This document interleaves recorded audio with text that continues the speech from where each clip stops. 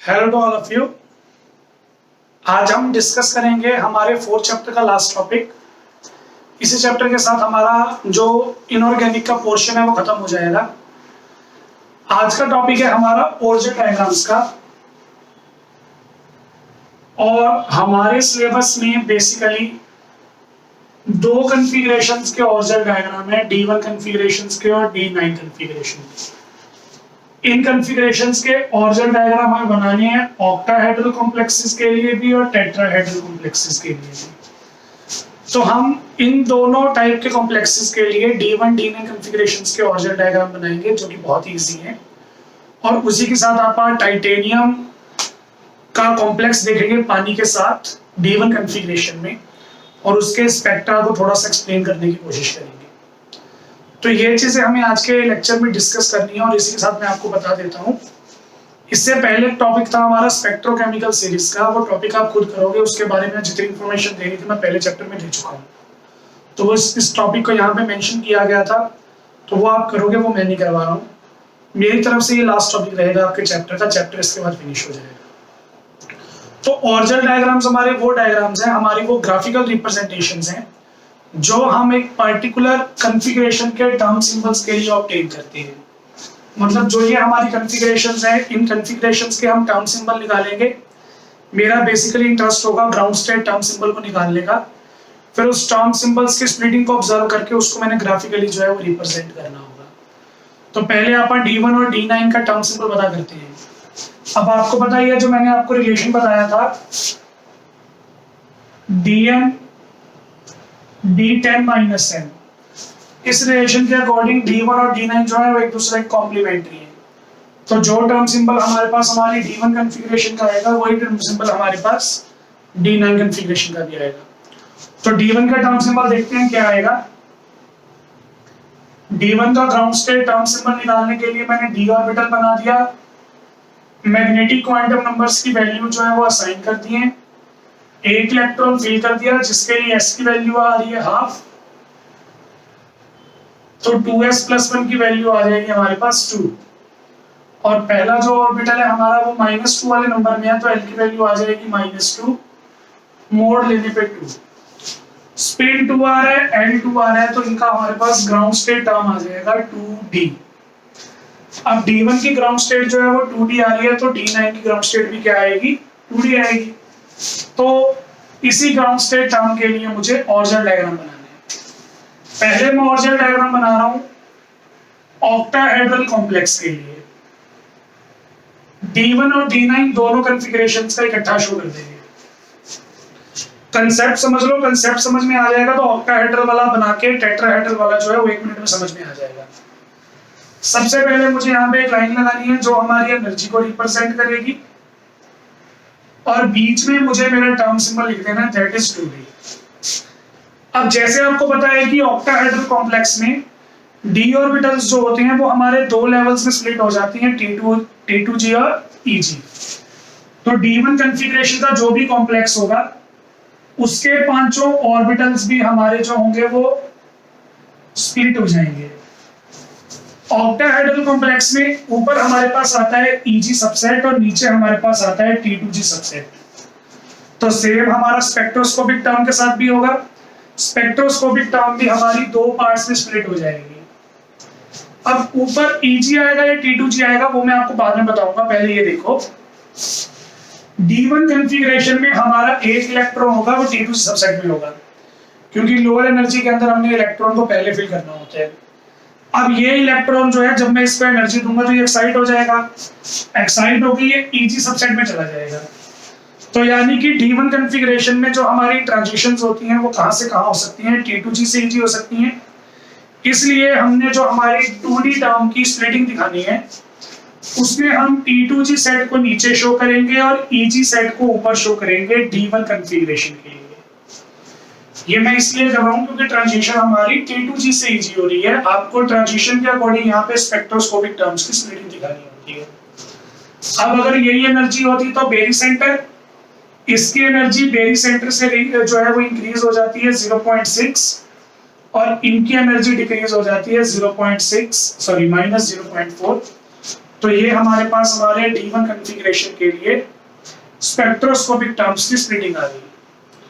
अब यहाँ पे मेन बात देख लो, अगर मैं यहाँ पे बात कर रहा होता D9 की, तो मेरे पास कोई ऐसा कॉम्प्लेक्स है जिसकी D9 कॉन्फ़िगरेशन है, उसके लिए भी मेरे पास यही आता हमारा सेट EG और T2G दो पार्ट्स में स्प्लिट हो जाता। लेकिन अगर मैं आपको D9 कॉन्फ़िगरेशन की फीलिंग दिखाऊंगा तो D9 कॉन्फ़िगरेशन की फीलिंग होगी ये EG और T2G, T2G के अंदर 6 इलेक्ट्रॉन, 7, 8 और 9। तो D9 कॉन्फ़िगरेशन के लिए हमारे पास ये स्टेट आ रही होगी, हमारे पास 9 पोजीशंस जो है वो ऑक्यूपाइड हैं, सिर्फ ये पोजीशन खाली है। अब जहां पे इलेक्ट्रॉन प्रेजेंट नहीं है उस खाली पोजीशन को मैं क्या बोलूंगा? उस खाली पोजीशन को मैं बोलूंगा होल। हमारे जो नीचे वाले इलेक्ट्रॉन्स हैं वो एक्साइट करके ऊपर वाले में जा सकते हैं और ऊपर वाले में मेरे पास सिर्फ एक ही जगह अवेलेबल है। तो सपोज करो इलेक्ट्रॉन जो है वो मेरा नीचे से ऊपर चला गया। अब इलेक्ट्रॉन जो है वो नीचे से ऊपर चला गया, ध्यान से देखना,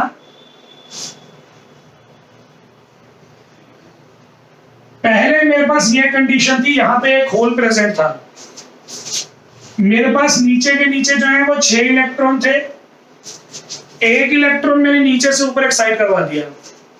जब मैं एक इलेक्ट्रॉन को नीचे से ऊपर एक्साइट करवाऊंगा तो ऊपर तो हो जाएगी पेयरिंग और नीचे बन जाएगा होल। तो आपको D9 कॉन्फ़िगरेशन में ये नहीं देखना कि इलेक्ट्रॉन जो है वो नीचे से ऊपर चला गया, आप D9 कॉन्फ़िगरेशन में ये देखोगे जो होल हमारा ऊपर प्रेजेंट था वो एक्साइट होके नीचे आ गया है। यानी कि होल की ट्रांजिशन देखनी है, इलेक्ट्रॉन की ट्रांजिशन नहीं देखनी। D9 कॉन्फ़िगरेशन में होल जो है वो एक्साइट हुआ EG से T2G। तो यहाँ पे हम D9 कॉन्फ़िगरेशन के लिए ग्राफ जो है वो इसी साइड बना देते होते हैं जहां पे हमारा होल ट्रांजिशन कर रहा है EG से T2G। तो ये हमारे पास हमारी D9 कॉन्फ़िगरेशन के लिए प्लॉट आ जाएगा। तो यहाँ पे मैंने शो किया D1 ऑक्टाहेड्रल के लिए, यहाँ पे मैंने शो किया D9 ऑक्टाहेड्रल के लिए। ये जो हमारा ग्राफ आ गया इसी को हम बोलते हैं order diagram for octahedral complex. तो ऑक्टाहेड्रल कॉम्प्लेक्स के लिए हमने ऑर्डर डायग्राम बना दिया। अब हमें ऑर्डर डायग्राम बनाना है टेट्राहेड्रल कॉम्प्लेक्स के लिए। तो अब टेट्राहेड्रल कॉम्प्लेक्स के लिए देखो, फिर से D1 और D9 दोनों कॉन्फ़िगरेशंस के लिए बता रहे हैं। D1 और D9 के लिए ग्राउंड स्टेट टर्म तो अपन निकाल चुके हैं। ग्राउंड स्टेट टर्म होती है हमारी 2D, तो वो तो सेम ही रहेगी। ये हमारे पास हमारा एनर्जी का फैक्टर आ जाएगा। अब पहले मैं D1 कॉन्फ़िगरेशन की बात करता हूं। टेट्राहेड्रल में हमारे पास T2 सेट ऊपर होता है और E सेट जो है वो नीचे होता है। जो एक इलेक्ट्रॉन आ रहा होगा वो E में आ रहा होगा और वो एक्साइट हो जाएगा T2 में। तो D1 कॉन्फ़िगरेशन के लिए हमारे पास E1 से T2 में एक्साइटेशन होती है टेट्राहेड्रल कॉम्प्लेक्स में।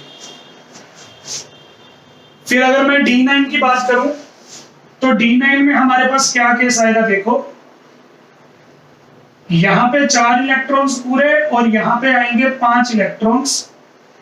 5 इलेक्ट्रॉन्स आने का मतलब है एक होल प्रेजेंट है T2 में। अब जब हमारा इलेक्ट्रॉन एक्साइट होगा E से T2 में जाएगा तो इलेक्ट्रॉन चला गया ऊपर, इसलिए ऊपर वाली जगह तो हमारी ऑक्यूपाई हो जाएगी और नीचे वाली जगह पे होल क्रिएट हो जाएगा। मतलब D9 कॉन्फ़िगरेशन में जो हमारा होल होता है वो T2 से E जाता है। तो यहाँ पे हमारे पास T2 जो है वो आ जाएगा नीचे, E आ जाएगा ऊपर। ये हमारे पास हमारा स्प्लिटिंग टर्म आ जाएगा D9 कॉन्फ़िगरेशन के लिए। और ये जो हमारे पास हमारा डायग्राम आएगा ये आएगा order diagram for the tetrahedral complex D1 D9 configuration. तो अगर आप ऑक्टाहेड्रल और टेट्राहेड्रल दोनों के ऑरिजिनल डायग्राम कंपेयर करोगे ना, तो आपको बिल्कुल ऑपोजिट मिलेंगे। टेट्राहेड्रल में D1 कॉन्फ़िगरेशन में ट्रांजिशन हो रही है E से T2, ऑक्टाहेड्रल में D1 में कॉन्फ़िगरेशन हमारी ट्रांजिशन होती है T2G से EG, बिल्कुल उल्टी। मतलब D1 वाला ग्राफ जो है टेट्राहेड्रल का, वो सिमिलर होता है ऑक्टाहेड्रल के D9 के, और जो हमारा टेट्राहेड्रल का D9 का ग्राफ होता है वो सिमिलर होता है ऑक्टाहेड्रल के D1 के। तो ये हमारे पास हमारा कंसेप्ट होता है। तो ये आप देख सकते हो ऑरिजिनल डायग्राम ऑक्टाहेड्रल और टेट्राहेड्रल कॉम्प्लेक्सेस के लिए। अब ऑरिजिनल डायग्राम मैंने यहाँ पे एक्सप्लेन कर दिए हैं। लास्ट पे हमारे पास यहाँ पे आ जाता है टाइटेनियम का पानी वाला कॉम्प्लेक्स, उसका स्पेक्ट्रा। तो टाइटेनियम का जो पानी वाला कॉम्प्लेक्स है, उस पानी वाले कॉम्प्लेक्स के लिए कुछ ये फिगर हमारे पास बनती है, कुछ ऐसा स्पेक्ट्रा आता है। इसमें हमारे पास जो ये पीक होती है, ये आ रही होती है 5000 एंगस्ट्रॉम वेवलेंथ पे, और इसके कॉरेस्पॉन्ड जो वेव नंबर हमारे पास आ रहा होता है वो 20000 के करीब आ रहा होता है। एक्यूरेट बोलो तो 18000 के आसपास, लेकिन आप यहाँ पे मतलब ग्राफिकली जो है वो 20000 वैल्यू शो कर सकते हो। ये स्पेक्ट्रा हम ऑब्टेन करते हैं हमारे टाइटेनियम के एक्वा कॉम्प्लेक्स के लिए, जो कि ये कॉम्प्लेक्स है। इस कॉम्प्लेक्स में हमारे पास D1 कॉन्फ़िगरेशन प्रेजेंट है। अगर मैं बात करूं हमारे एब्जॉर्प्शन बैंड की, तो इसके लिए टाइटेनियम के कॉम्प्लेक्स के लिए इस ग्राफ के अकॉर्डिंग जो हमारा एब्जॉर्प्शन बैंड आता है, वो एब्जॉर्प्शन बैंड आता है 5000 एंगस्ट्रॉम पे।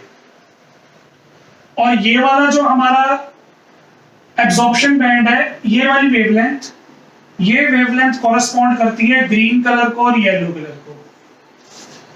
अब कॉम्प्लेक्सेस में कलर्स का क्या रेस होता है मैं आपको बता देता हूं। आप बाकी केसेस में क्या पढ़ते हैं कलर के लिए, हमारे जो इलेक्ट्रॉन्स होते हैं वो एक्साइट हो जाते हैं ग्राउंड लेवल से हायर लेवल, फिर जब वो हायर लेवल से वापस ग्राउंड लेवल पे आते हैं तो एनर्जी रिलीज करते हैं in the form of light. ये कंसेप्ट बाकियों के लिए काम करता है, कॉम्प्लेक्सेस के लिए ऐसा काम नहीं करता। कॉम्प्लेक्सेस पहले एक पर्टिकुलर वेवलेंथ की लाइट को एब्जॉर्ब करते हैं। जिस भी वेवलेंथ की लाइट उन्होंने एब्जॉर्ब की होगी, जो भी कलर उन्होंने एब्जॉर्ब किया होगा, उससे कॉम्प्लीमेंट्री कलर वो शो करती है। जैसे यहाँ पे 5000 एंगस्ट्रॉम की वेवलेंथ एब्जॉर्ब हुई, जो हमारी ग्रीन येलो रीजन से होती है, तो हमारे टाइटेनियम ने ग्रीन येलो कलर को जो है वो एब्जॉर्ब कर लिया। अब इनको एब्जॉर्ब करने के बाद इनके कॉम्प्लीमेंट्री कलर वो एमिट करेगा, जो होते हैं रेड और ब्लू। तो जब वो इन कलर्स को एब्जॉर्ब करके कॉम्प्लीमेंट्री कलर्स को रिलीज करता है, ये रेड और ब्लू हमें दोनों मिक्स होकर दिखते हैं, जिस वजह से हमें टाइटेनियम का जो सॉल्यूशन है वो पर्पल कलर का शो होता है। तो टाइटेनियम जो होता है उसका जो कॉम्प्लेक्स है वो पर्पल कलर का क्यों होगा, उसका रीजन मैंने आपको बता दिया। एब्जॉर्प्शन जो होती है वो 5000 एंगस्ट्रॉम पे होती है। अब अगर मैं बात करूं इस ग्राफ के इंटेंसिटी की, तो ये ग्राफ जो होता है हमारा वो काफी लो इंटेंसिटी का होता है। मतलब ये ग्राफ जो होगा वो हमारा ज्यादा इंटेंस नहीं होगा, ज्यादा डार्क लाइंस हमें शो नहीं होंगी, काफी लाइट लाइट लाइन शो होती है। अब जब मैं आपको लास्ट लेक्चर में सिलेक्शन रूल करवा रहा था तो मैंने बताया था इंटेंस ट्रांजिशंस वो होती हैं जो अलाउड होती हैं, फॉरबिडन ट्रांजिशंस जो अलाउड नहीं होती उनके अंदर हमें इंटेंसिटी कम मिलती है। तो यहाँ पे हमें हमारे ग्राफ की इंटेंसिटी कम मिल रही है, इसका मतलब ये ट्रांजिशन हमारी अलाउड ही नहीं थी। तो क्यों नहीं अलाउड थी उसका रीजन मैं आपको दे चुका हूँ। टाइटेनियम 3 पॉजिटिव में कॉन्फ़िगरेशन है D1। D1 कॉन्फ़िगरेशन में हमारे पास दो सेट होती हैं EG और T2G। ट्रांजिशन हमारी होती है T2G से EG। अब कहने को T2G से EG हो रही है, लेकिन है तो दोनों d ऑर्बिटल के पार्टी। तो ओवरऑल जो हमारी ट्रांजिशन है वो dd ट्रांजिशन है, और dd ट्रांजिशन जो होती है वो लैपोरेटरी फॉरबिडन होती है। फॉरबिडन होने की वजह से हमारी जो ये जो हमारी एब्जॉर्प्शन होती है ये हाई इंटेंसिटी की नहीं होती, लो इंटेंसिटी की होती है। तो ये हमारे पास हमारी सेकंड पॉइंट आ जाएगी। तो इसी तरीके से हम हमारे ग्राफ को जो है वो एक्सप्लेन कर सकते हैं। पका पकाया ग्राफ है, पकी पकाई वैल्यूज हैं। और तीसरा हमारे पास यहाँ पे आते हैं डेल्टा नॉट, यानी कि हमारे CFSC की वैल्यू। तो CFSC की वैल्यू आप कैसे निकाल सकते हो, क्रिस्टल फील्ड स्टेबलाइजेशन की एनर्जी मैं आपको बताता हूं कैसे निकलेगी। हमारे पास यहाँ पे एनर्जी आएगी ये 1 मोल ऑफ सब्सटेंस के लिए एनर्जी होती है Na into H mu. Energy of 1 particle होती है एच म्यू और 1 मोल के लिए हमारे पास Na आ जाएगा। अब ये जो एनर्जी है यही हमारी क्रिस्टल फील्ड स्टेबलाइजेशन एनर्जी है, तो इसको डेल्टा नॉट से रिप्रेजेंट कर देता हूं, जो हमारे पास आ जाएगी एच म्यू इंटू Na। अब फ्रीक्वेंसी तो मुझे नहीं पता कितनी है, मुझे वेवलेंथ पता है, तो इसको वेवलेंथ में चेंज कर लेते हैं। Delta naught is equal to h c by lambda Na। Lambda है हमारा 5000 एंगस्ट्रॉम इसके लिए, h constant, c constant, Na constant. जब आप ये सारी वैल्यूज पुट करोगे तो आपके पास क्रिस्टल फील्ड स्टेबलाइजेशन की एनर्जी की वैल्यू आ जाएगी लगभग 239 किलो जूल पर मोल। मतलब अगर मुझे इलेक्ट्रॉन्स को एक्साइट करवाना है Eg से T2G से Eg में, तो इतनी एनर्जी मुझे देनी पड़ेगी, तब इलेक्ट्रॉन जाके एक्साइट होंगे। काफी ज्यादा एनर्जी है, इतनी एनर्जी हम बेसिकली प्रोवाइड नहीं कर पा पाते, जिसकी वजह से इंटेंसिटी जो है वो लो आ रही है। तो इस तरीके से आपको ग्राफ एक्सप्लेन करना होता है। हमारे सिलेबस में एक ही ग्राफ है टाइटेनियम का, उसके अलावा कोई ग्राफ नहीं है। उसके अलावा मैंने आपको ऑरिजिनल डायग्राम के सिंबल करवाए। ये सारा हमारा पोर्शन था 4 चैप्टर का। 4 चैप्टर हमारा यहाँ पे कंप्लीट हो चुका है। नेक्स्ट फिर हम स्टार्ट करेंगे फिजिकल केमिस्ट्री। Thank you.